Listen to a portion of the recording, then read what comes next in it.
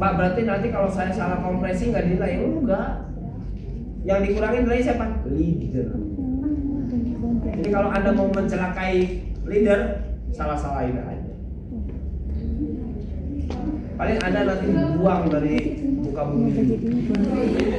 Iya, orang lain yang lain mau pada bantuin, dia mau pura-pura salah. Ya. Makanya kenapa pada saat Anda bekerja, bekerjalah sesuai dengan tugasnya. Kalau Anda sebagai kompresor, kompresi aja yang benar, kedalamannya benar, kecepatannya benar. Itu sama dengan membantu leader.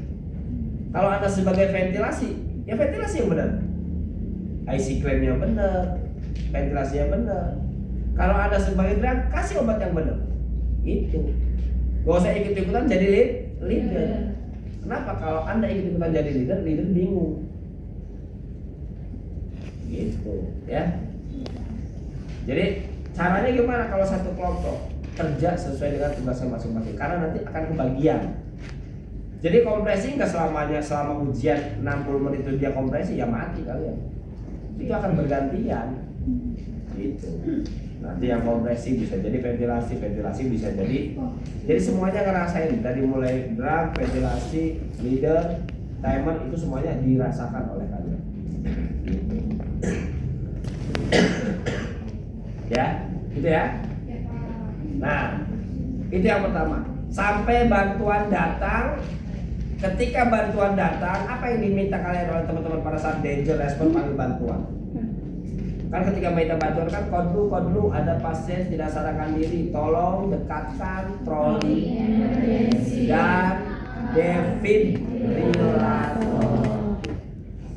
Artinya ketika bantuan datang dia membawa satu troli emergency, satu defibrilator. Tujuannya untuk apa? Baca selanjutnya. Untuk apa? Melihat ritme. Nah sekarang coba pahami bagaimana Anda bisa melihat ritme. Dengan cara apa? Dengan cara memasang monitor melalui elektroda. Jadi leader tugas pertamanya setelah membagi, jangan langsung baca monitor, nggak akan kebaca PA. Kenapa? Karena tidak terpasang elektrodanya. Ya, lu mau puter-puter si monitor juga nggak bakal ada gambarannya, orang belum terkonek ke elektroda. Jadi yang dipasang elektroda. Ya, ketika elektroda sudah terpasang, monitornya baru dibuka atau dinyalakan. Ya, arahkan ke lead berapa untuk dibaca. Lead berapa EKG biasanya? Lead 2.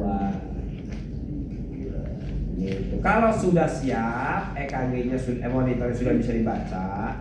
Jangan lupa ya, hal yang harus kalian perhatikan. Dilarang membaca irama kalau ada yang bekerja. Makanya si kompresinya tolong hentikan, ventilasi tolong hentikan. Saya mau baca irama agar maksimal atau agar sesuai yang dibaca. Setelah dibaca iramanya, kalau irama sekarang kita masuk tuh ke sebelah kanan, contoh iramanya V dan F. Apa tindakannya? Kasih, mau pasif, mau pasif. Biasanya gini, selama kalian mempersiapkan shock, biasanya agak lama nyiapinnya, belum nanti jelinya, belum nanti kita atur shocknya, apa energinya. Daripada kosong si kompresi, karena kalian sudah stop tadi, maka biasanya leader akan memerintahkan lanjutkan kompresi dan ventilasi selama saya mempersiapkan. Jadi bedanya gitu, lanjutkan. Bedakan nanti perintahnya pada saat Anda setelah memberikan shock, bukan lanjutkan, tapi berikan. Jadi bedanya gitu. Ya. Kalau sampai alat siap, lanjutkan kompresi ventilasi. Setelah diberikan shock, baru berikan kompresi ventilasi selama 2 menit. Kalau nyiapin jangan selama 2 menit, sampai alat siap. Itu bedanya. Ya. Nah, ketika shock sudah diberikan, jangan lupa tuh pada saat mau shock semuanya harus terbebas, tidak boleh membahayakan timnya. Makanya ketika si pen sudah ditempel di dada korban, pastikan ayam clear, you clear, everything. Jadi lihat ayam clear itu lihat dirinya nempel nggak ke pasien. You clear lihat teman-temannya, ya. Jangan ayam clear dianya sendiri masih nempel ke pasien. Ya, kalau sudah clear semua baru. Nah setelah shock mau ngapain tindakannya? Ya kan? Habis shock CPR.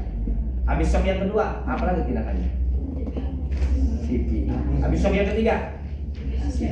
Artinya setelah shock sudah pasti tindakannya adalah CPR. Jadi gak usah mikir.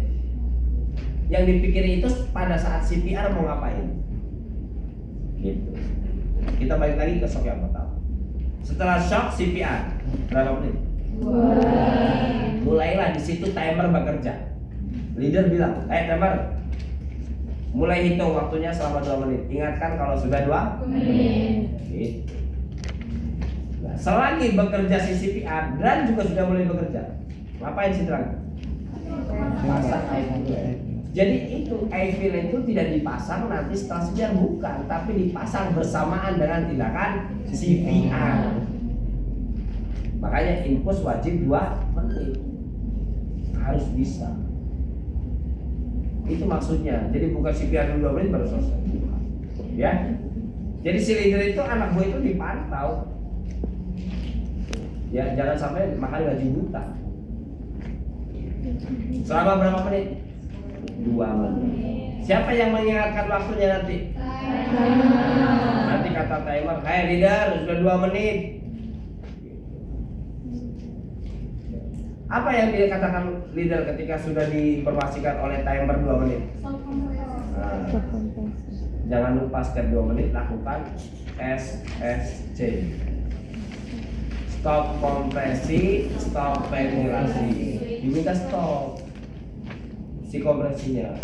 Kemudian S yang keduanya switch. Switch itu tukar posisi. Posisi siapa yang ditukar? Antara kompresi dan ventilasi. Jadi cuma itu dong yang ditukar. Drum enggak, timer enggak. Supaya gantian. C-nya apa? Cek monitor. Itu dilakukan setiap 2 menit. Nggak boleh kurang, nggak boleh terlewat. Pak, kalau saya lupa Pak nggak nuker posisi gimana? Ulangin lagi. Kenapa? Karena itu membahayakan penolong. Kan penolong kelelahan. Ya, kalian sebagai pemimpin harus bisa merasakan penderitaan anak buah, gitu ya.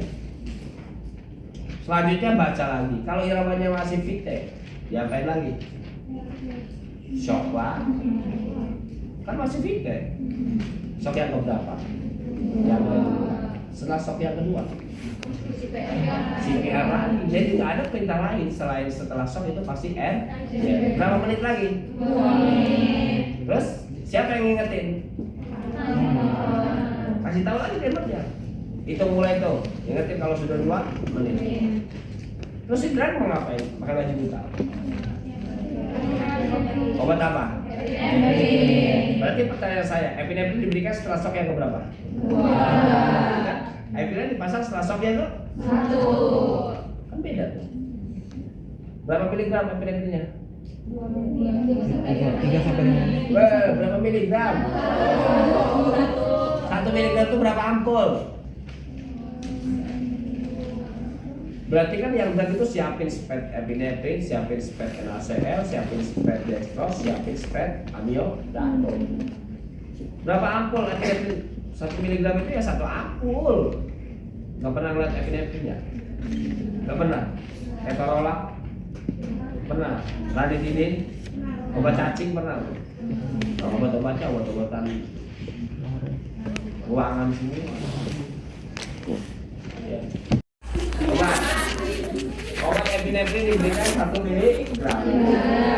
Jadi itu dibarengin sama RJP 2. Setelah 2 menit balik lagi ke tadi. Ya. Yaitu cek Jadi ngecek irama itu setiap 2 menit. Tapi jangan lupa bukan hanya cek irama tapi juga SSC. Stop kompresi. Bukan. Baru cek Pak, kalau udah disuruh Pak pokoknya sama saya udah suruh cek monitor suruh tukar posisi tapi teman saya malah kompresi. Gimana? Marahin. Karena Anda mau membaca irama. Kalau teman Anda pegang-pegang pasien, geplak tangannya. Ya karena kita tugasnya adalah membaca irama. Ternyata iramanya vital lagi, diapain lagi? Ya shock lagi. Setelah shock ngapain? Nggak ada lagi. Setelah CPR, sambil CPR, obatnya apa? Kenapa ambil darah? Karena baru 2 menit. Kalau kalian bingung, boleh tanya ke dokumentasi. Dokumentasi, saya lupa obat terakhir apa. Kan dokumentasi punya catatan. Epinefrin. Oh, berarti amiodarol sekarang. Lupa lagi. Dokumentasi, amiodarolnya udah masuk belum? Udah Pak, sekali. Oh, berarti sekarang amiodarolnya yang kedua. Jadi dokumentasi itu fungsinya buat itu. Ya, jadi komunikasinya bisa jalan. Terus sampai apa? Sampai iramanya atau kondisinya ROSC. Jadi ROSC itu sebenarnya bukan irama. Kondisi pasien ROSC. Artinya return of spontaneous circulation. Kembalinya sirkulasi spontan sudah ada tadi. Gitu. Itu disebut dengan ROSC. Gitu. Nah, itu pemahamannya, ya. Tapi itu kan nanti kalian olah. Lalu bagaimana Pak dengan yang tabel sebelahnya yang kanan? Apa yang dimaksud dengan epinefrin segera? Sirkulasi spontan. Saya yakin Anda itu berpikirnya bahwa ketika pasiennya PA sistol langsung kalian berikan epinefrin, ya kan? Karena di situ tulisannya epinefrin segera. Kenapa Anda tidak bilang buang sampah pada tempatnya? Kenapa nggak ditaruh di tulisan tempatnya itu? Sama kayak gitu. Yang dimaksud dengan epinefrin segera itu, saya tanya, di VCVM epinefrin diberikan setelah berapa menit? 2 menit. Karena yang pertamanya hanya IV lane. Tapi kalau di PA sistol itu pada saat RJP pertama. Itu maksudnya. Jadi makanya kan pada saat PA apa yang tindakannya?